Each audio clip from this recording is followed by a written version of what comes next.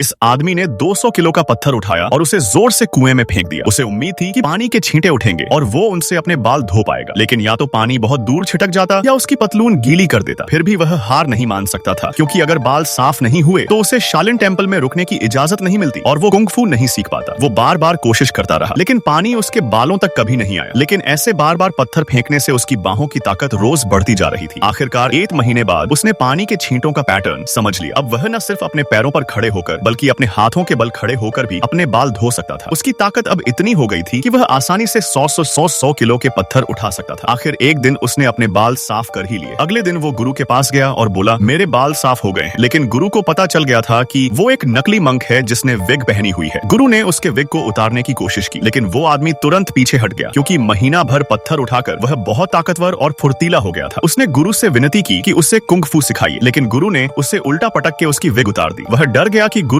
अब उसे शवन टेम्पल से निकाल देगा, लेकिन गुरु ने उसे एक और मौका दिया। गुरु ने उससे एक शर्त पर कुंग फू सिखाने का वादा किया। अगर वह बांस से शवन टेम्पल की छत की मरम्मत पूरी कर देगा, उसे शवन टेम्पल में प्रवेश दे दिया जाएगा। आदमी तुरंत मान गया और पूरी मेहनत से काम शुरू किया। लेकिन जब उसने नीचे दूसरे शाओलिन स्टूडेंट्स को बांस की पट्टियों से प्रैक्टिस करते देखा तो वह खुद को रोक नहीं पाया और उनकी नकल करने लगा। उसके हाथ बांस की पट्टियों से कटने लगे, लेकिन फिर भी वह नहीं रुका। यहाँ तक कि रात में सोते वक्त भी वह प्रैक्टिस करता रहा। 1 साल बाद उसने मरम्मत पूरी कर ली, लेकिन तभी गुरु ने उसे छत को गिराने का हुक्म दे दिया। यह सुनकर आदमी गुस्सा हो गया और नीचे छलांग लगाकर गुरु से झगड़ने के लिए बढ़ा, लेकिन गुरु के चेलों ने उसे घेर लिया और गुरु ने उसे शालिन टेम्पल से निकाल दिया। लेकिन असली राज यह था कि गुरु जानता था कि उस आदमी का स्वभाव शालिन टेम्पल के लिए ठीक